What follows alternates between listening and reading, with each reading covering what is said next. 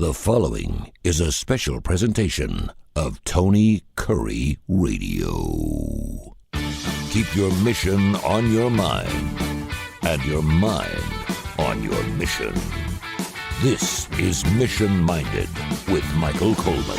Welcome back to our third show of Mission Minded. Keep your mission on your mind on your mission. He is Michael Coleman. It's his show. Of course, you know him as the executive director of the Jimmie Hale Mission, but this show is so much bigger than that. We're going to get into some stuff that I actually tried to get into last week, but he wouldn't let me do it. Michael, what's up, brother? How are you? Hey, doing fantastic.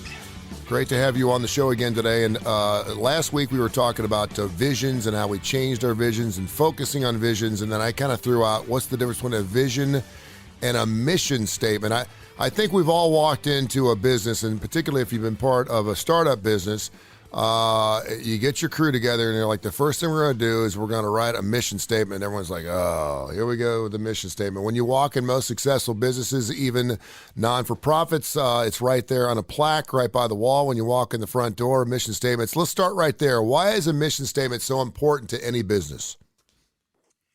Well, before I'm fixing to answer that, but I'll say you're so right. Your observations are so right. And it's really the number one problem that I see is everybody has a mission statement, but so few people are guided by it.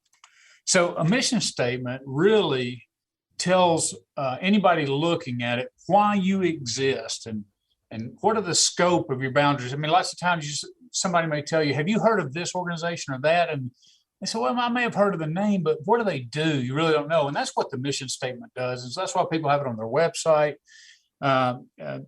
People put it on grant applications and any kind of information spreading, because it lets you know the whys, the whats, and exactly who it is that you serve. In other words, you want to communicate through that your impact and to why you exist to begin with. And it seems like such a small thing. I mean, we talked about just doing a 30-minute show on mission statements. I know people have to roll their eyes and go, good gracious, is it that important? The reality is it is so vital to a successful organization because it is the starting point of what you're going to do, how you're going to do it, and what direction that you're going. And if you don't do it, and I've seen leaders and organizations that don't do it, they do it at their own peril. And I think a lot of people, they kind of do it like when they go into the gym. For whatever reason, people are like, I want to lose a few pounds before I start working out. And I'm like, and we all do it. We're like, I just want to lose about 10 or 15 pounds and I'm going to get in the gym and get after it. And it's like, no, that's where you start. And I think a lot of people think about that a bit as a business. Let's get things rolling here. And then we can sit down and figure out what our mission statement is. And it really doesn't work that way, does it? No, absolutely. As a matter of fact, the picture that I try to create is guardrails on a highway. And so typically you see those either to keep you from running off to the right through a ditch or off a ravine or crossing the median and hitting oncoming traffic. And so in the nonprofit world, and really, I mean, this is just as applicable in the business community. If you say this is our mission, then you tend to be going along, and before you know it, you fall asleep at the wheel, and now you're in somebody else's lane. And that guardrail is to prevent you from these catastrophic failures. But when they're ignored, or when you plow through them, as so often we do in the nonprofit world, then the effect, or to protect you of those guidelines when we go past them, then we create a whole big old mess that oftentimes it's just impossible to unravel. Once you get down that road very far. This is Michael Coleman's show. It's called Mission Minded. You can hear it every single Wednesday at 12 noon. And again, at 7:30, 12 and 7:30 every Wednesday here exclusively on the Tony Kurre Radio app. And by the way, a lot of people wanting to know, hey, I can't listen at 12 and 7:30. Where can I go back and listen to these? We're going to have a brand new platform, Tony Kurre Radio platform podcast on Spotify. We have a great partnership with them. And so sometime early February, you'll be able to go back and listen to all of Michael Coleman's Mission Minded shows. I actually have a friend of mine, believe it or not, Michael, who has a mission statement for his marriage. He sat down, he's like, and you think about it, mission statements work in everything. He's like, we sat down and we said, listen, well, what do you think about having a mission statement? It'll be a showing of our love for each other and something, if anything, just to look back on and remember why we're here and what we're trying to do. I think it's interesting whenever I walk into a business, I always see if I can see their mission statement somewhere, and I like to read it, and if it feels the way it actually reads. Yeah. Yeah, and it's very interesting. Sometimes I've seen the really good companies will test that. In other words, they want the feedback. I feel that way about the mission. I talk to donors, I talk to volunteers, and I'm like, here's our mission statement, and here's what we're trying to accomplish. And do you see that? Do you feel that? Do you experience that? And if you don't, what that tells me is there's a disconnect between what we state that we want to do or what we believe we're doing versus what's actually taking place or what's being received by other stakeholders in the program. And so that's what I'm saying. These mission statements have to be tested in so many different ways, and they have to be reviewed at least once a year to see, hey, am I still doing this? And am I doing it to the best of my abilities? Am I delivering the goods that I'm telling people I am? And that goes to your credibility. That goes to your authenticity. And all those things are so important because you're trying to convince a community to come alongside of you, to give of their hearts, their minds, their finances, their time. And you're trying, and it all starts with a mission statement. That mission statement is that appeal to people as to why they should be involved in the work that you're doing. And so if there's a disconnect between what you say you do and what you're actually doing, again, that's a setup for a catastrophic failure. Okay, so to get back to the question that I asked last week till I was so rudely interrupted by you saying I want to do an entire show on this, what's the biggest difference between the vision, which obviously can change, and then the mission statement? Yeah, so the mission statement states here's where we are, here's why we exist, here's who we're impacting, this is how we're going to do it. The vision statement, a really good vision statement, points beyond that. So the mission statement is focused on here's what we do, and it's in the right now. The vision statement is cast far ahead of almost a condition that you want to get to. It's a little less specific, but it's a broad, optimistic vision of where you hope to lead your organization to. So I wrote down a couple just to illustrate this, of ones that I thought were easy to understand, but very effective. So you take Amazon. Of course, Amazon is known by everybody. Their mission statement is very simple, but right on the mark. It says the mission is we strive to offer our customers the lowest possible prices, the best available selection, and the utmost convenience. So if we had to evaluate, said, okay, there's three things here: lowest prices, best available selection, utmost convenience. I'd have to say, is Amazon meeting their mission? Absolutely. I mean, I'm a regular shopper on Amazon, and I shop for those specific reasons. So when they say this is our mission, this is what we're striving for, you have to give them an A, at least in the perception of how they're accomplishing their mission. Now, their vision is a little bit different. Their vision, more long-term, more futuristic, says their vision is to be the Earth's most customer-centric company where customers can find and discover anything they might want to buy online. So that's not where they are right now, but that's the vision of where they're going, that's what future success looks like for them. And so they see, here's our immediate, but then there's our vision. That's where we're going, and it gives them a direction to work towards. And so there's a framework for everything at Amazon. Amazon tells you what they are, who they are, what they're doing, and what they're striving to do. And their vision says, well, and this is where we're going with that. This is what we hope to accomplish down the road.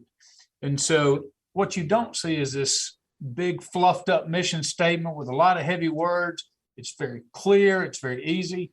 Let me give you one more example that I took from Toyota. Yeah. Well-respected car company. Their mission statement: to attract and attain customers with high-valued products and services and the most satisfying ownership experience in America. And again, Toyota has a very high-quality vehicle. And so it's all about the customer, giving the customer a great car.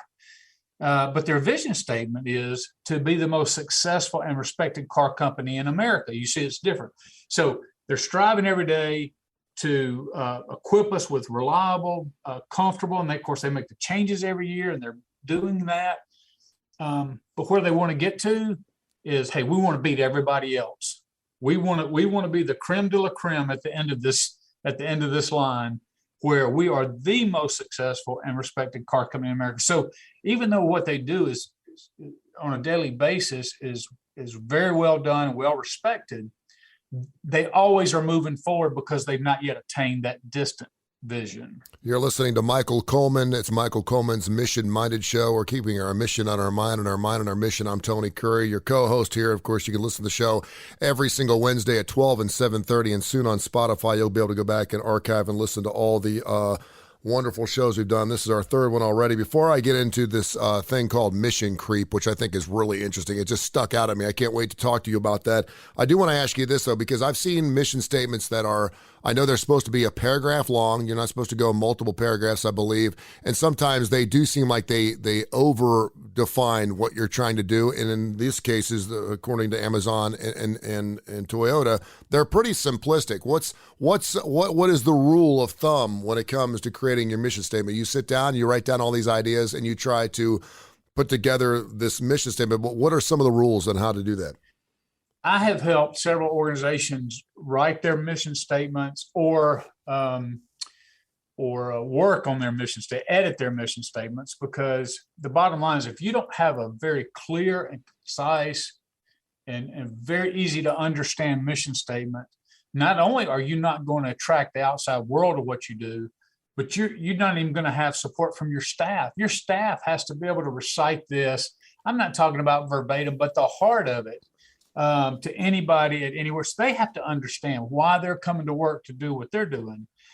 And so once you begin to understand and follow a mission statement, like we said before, with these boundaries, it really begins to help you in so many different ways, from decision-making in the organization, just in every process. You'll find yourself going back to that core foundation. And if that's not clear to the leaders, clear to the those who are pouring into your program or into your nonprofit, boy, there's just going to be a huge disconnect. And I would tell you, it's one of the greatest things that I've seen. People want to, their mission statements are just simply not very concise. They're not very well written. They have a lot of big words in them because we have a tendency to want to show our intelligence to other people. And so the rule of thumb for me has always been, try to say it in one sentence. I don't even go one paragraph.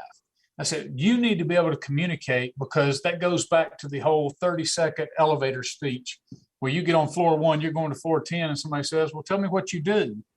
Well, you better be able to say what you do in such a clear way that they both understand it, but it appeals to them. In other words, there's this hook that connects their heart that says, that's interesting. I would like to know more about that. And when you have a 4-paragraph mission statement, he or she is already off the elevator and long gone before you even get to begin to touch the core of what you do. Yeah. It's really interesting, and I hope I'm not throwing something. I've got a million questions here, so bear with me. I hope I'm not going somewhere where you want to go down the road again with a different go show. ahead. But if you do, I've been part of numerous organizations where I came in, the business was already set up, and there was a mission statement, and we understood that. And then we hit tough times. And we had the whole corporate meeting where we're all sitting around the big table, and we sat down and we kind of had a mission statement reset. I don't even know if that's the right verbiage for that, where we were asked a plain, simple question: why are we here? What exactly do you think this business is supposed to be doing? And inevitably, you'd have 20 or 30 different people with maybe 15 or 20 of them having kind of the same idea, but then a couple were kind of off. Have you ever been part of a situation like that? And is that a red flag for an organization? Well, it's not a red flag if you have leadership that is flexible in their thinking. And what I mean by that is sometimes we are guilty of trying to put a round peg in a square hole. So let's say, for instance, I'll give you a first. Let's say that you begin an organization, and that organization has been going on 20 years, and it's to help unwed pregnant mothers, let's say single mothers. And let's just say, so you put all these resources in there, but then after a while you find out, even though you're doing your services well and you're offering these services, maybe there's not a huge demand in your particular area for that service. So, and that could be any service that you offer through the nonprofit world. And so you have to begin to ask yourself, well, if I'm making an appeal in terms of impact, in terms of support, you don't want a nonprofit organization to unnecessarily serve a community or duplicate an effort in that community. So there's absolutely nothing wrong. Matter of fact, I think it's very healthy that you have an awareness that what you intended to do initially has changed for whatever, maybe the dynamics. I'm working with a church right now that, 25 years ago, they had 1,000 members and now they're down to 125. So it's a different, their world and their mission and their impact and their perspectives in many ways has to change. And the leadership has to have the courage to step forward and say, this is who we were 25 years ago, but we're not that anymore. So now how do we readjust? And so it's absolutely critical that they ask those tough questions. Why do we exist? And you have to get that core reason. You have to spell it out in a way that still attracts the hearts of your members, of your volunteers, of your donors, whatever it is, to get them on board with how you can still be impactful in your community. But it starts and stops with the mission statement. My recommendation is that every single year, at a minimum, that you get your leaders, and when I'm talking about the nonprofit world, I'm talking about your board of directors, your key staff members, that you come together and you really, what I would say, hone your mission statement. And sometimes maybe it doesn't need tweaking at all. Sometimes maybe it's just a tweak of a word or two. Or maybe, hey, we've really kind of gone in this direction now, and we need our mission statement to reflect that. So it happens all the time because both organizations change and the community that you're serving changes. And it's okay to change with it, but you have to be guided by the mission statement. So if the mission statement you have is no longer applicable or no longer realistic, then that's fine. But you have to change it to fit the new direction that you're going. This is Michael Coleman's Mission Minded, exclusively on Tony Curre Radio, 7:30 on Wednesdays, and coming soon to Spotify, so you can listen to it anytime, anywhere. So tell me what this, and I saw this right at the top of your notes, what is mission creep, something a lot of organizations are guilty of? Oh, I could not begin to tell you. So let's say that you are... your idea is to help the community, and you may have started your mission with the idea that I want to help homeless men. And so you create a shelter environment, and you say, we're going to offer, this is what help is to us. This is how we're defining help. And it may be food, it may be clothes, it may be workforce skills, however it is, you do that. And then another opportunity comes along. It really doesn't fit well with a homeless shelter, but you're like, oh, this is really interesting. I think we could bring this in and put it under, our umbrella. I worked for a nonprofit years ago that if you looked at their website, they were doing 4 different things, but none of those things connected with each other. And so you didn't have the synergy that everybody understood, hey, we're going in this direction, because you had some people tending to this program over here that wasn't connected in any way. We weren't serving the same people. We weren't trying to achieve the same means. We just had a bunch of programs. And a lot of times we get that way because we don't analyze steps forward based on our mission statement. So what I mean by that is, as the executive director of Jimmie Hale Mission, I would fully expect, if I wanted to add a service that we were offering, that the very first question that my board of directors would ask is this service in line or within the boundaries of our mission statement. And if it's not, it may be a dynamic program. It may be something that's really great that creates a lot of publicity, but we can't do it. It's not for us. Why? Because it's not part of our mission statement. And that's what I'm talking about. So mission creep is when we just go along and somebody's got a good idea. And, oh, let's do this. And then, oh, I think we could raise some money. And so you start chasing dollars. You start chasing support just in different ways. And before too long, you're vastly different than what your mission statement is, because you just continue to just allow your mission to creep outside of those guardrails that I spoke of. And now you're into a lot of different stuff. And almost every single time I've seen that, no matter who the leadership is when you have mission creep, what you find is you're doing nothing well because your hands are in so many different things. Do you find yourself, and I didn't mean to interrupt, do you find yourself, because the mission statement, again, is something that you set up right off the bat, right? And so yep. when you are evolving and perhaps you have a really bright young individual who's thinking of different ways to, in this particular case, we'll talk about the Jimmie Hale Mission, trying to figure out ways to raise funds. And maybe it's not really part of your original mission statement, but it is a good idea. And it is something that potentially you could see working. How do you broach that subject there? Do you build some type of umbrella type of situation? Do you allow that individual to take on a different area of your store, or of this particular case, a non-for-profit? And is there room for that? Because, I mean, obviously you want growth. I think about Amazon. You mentioned Amazon. I don't even know if Amazon knew when they first started they were going to be as big as they are now. We knew that Amazon sold particular things. We didn't know if they were going to be, I mean, heck, they're into television. They're into communication rights. They're into everything. I don't even know if Amazon knew how big they were going to get at that point. Did they? No, and they have found a way to,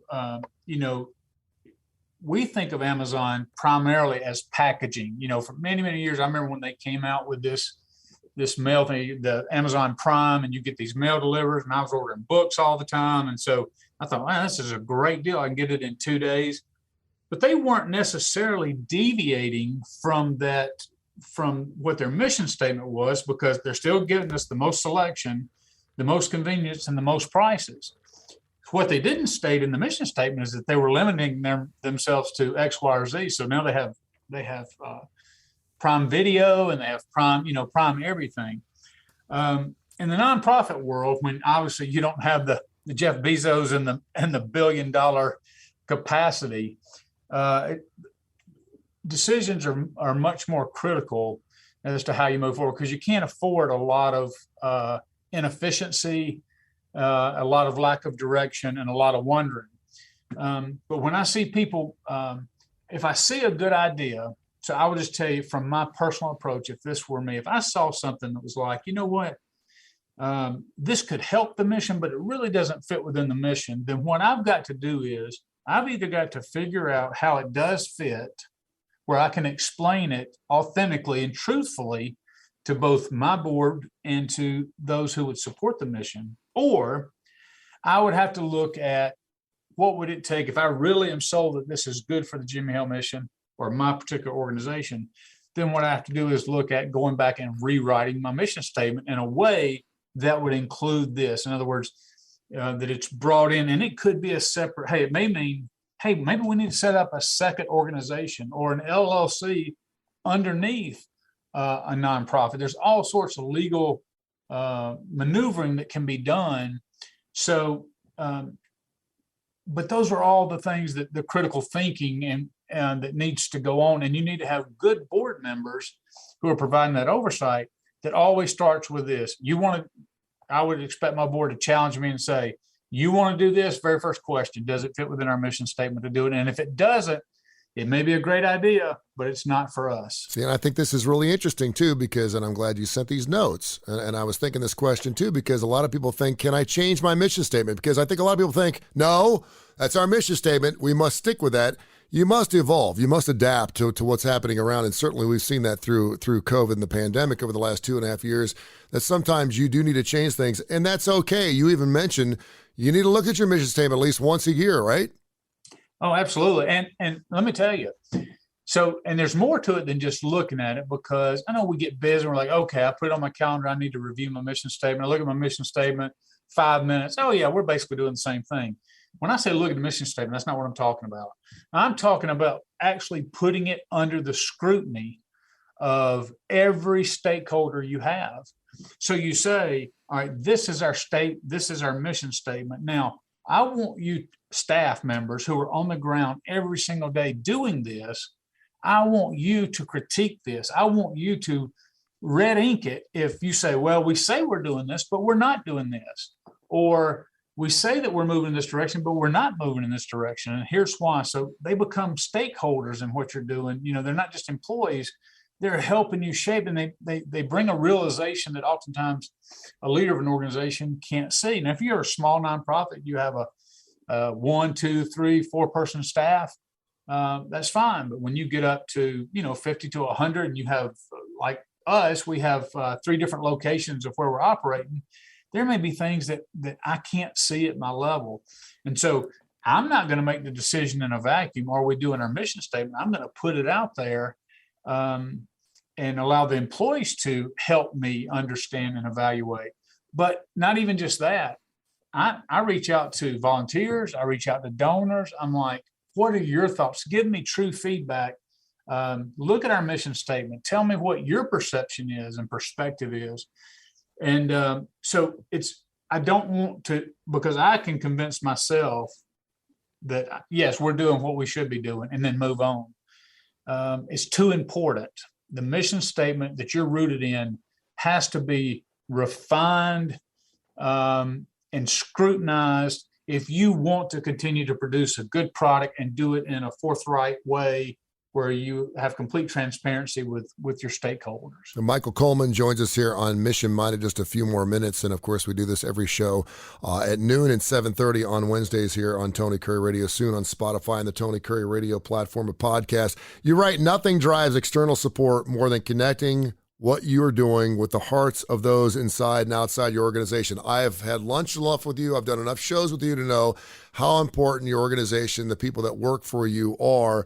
And I think it's really interesting because I think a lot of, and I'd say successful businesses, they're almost afraid to lean on their employees to get ideas because maybe they're afraid they're going to unionize like Amazon's trying to do, or Starbucks is going to try to unionize because they're afraid that they're not going to be working for the common good of the organization, in this particular case, a non-for-profit, and they're going to start bitching and moaning about the other things in the organization that aren't going well. How do you decipher the difference there and let them know, hey, listen, I'm open to listening to everything you have to say, but we have to do this as an organization as a whole? Yeah, and that comes from that's a leadership challenge, because many leaders do not want to open up. They don't want you to pull the curtain back and really see what's going on behind that. And that is such an unhealthy environment. And it starts with, I walk into this knowing, as a matter of fact, I remember probably in my first week, I called my leaders together and I said, listen, I want you to know right now in advance that I'm going to screw some things up. And so what I need is from you, I need support, and I need your grace extended to me, because I'm telling you in advance, I'm going to mess some things up. And what I'm going to do is I'm going to extend mercy and grace back to you and support back to you, and not kill you over every mistake you make.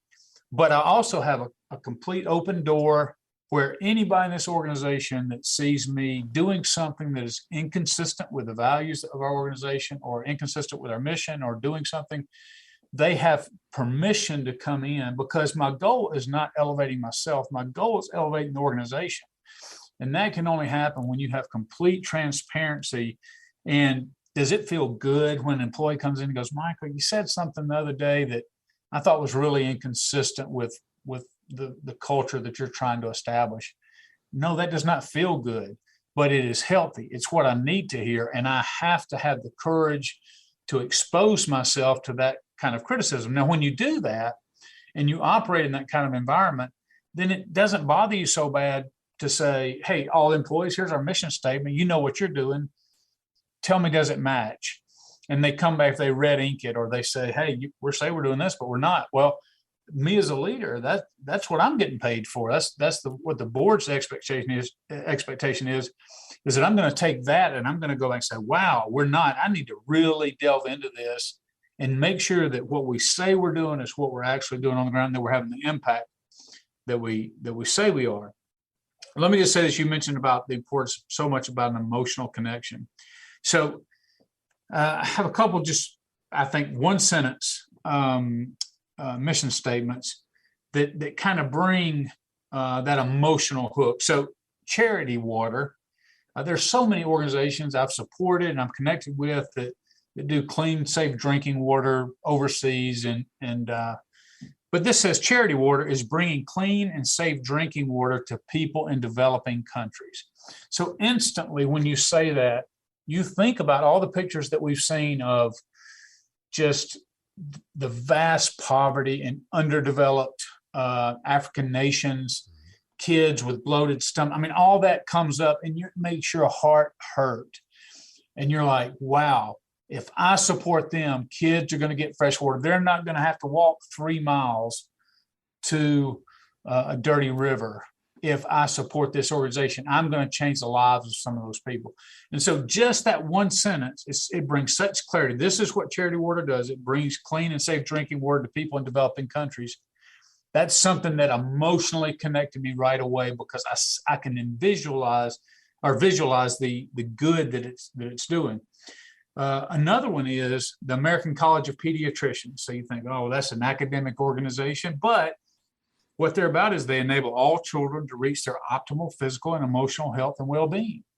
Well, everybody loves kids. Everybody wants them to be healthy and safe and all the things that go into that. So again, that kids pull at your heartstrings. And so those kind of things that you can just spell out just very clearly, you don't have to use big words. They don't have to be long. As a matter of fact, you're hurting yourself if you do that, but it needs to be concise, but it also needs to show the impact or the difference that you're making in a way that connects their heart. And once you connect somebody's heart, I learned this in the very early part of my nonprofit journey, was that dollars will follow the heart. And that's a very biblical thing. Our treasure is where our heart is. Yep. We invest money in life into things that matter to us.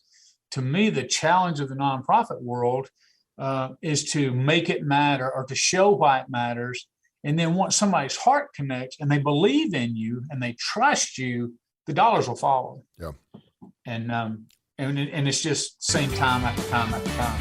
I love it. Hey, Michael, man, a great show. I think that's our best show we've done so far. And we'll look forward to catching back up. Week 4 coming up next week. All right, brother? Excited. This has been a special presentation of Tony Kurre Radio.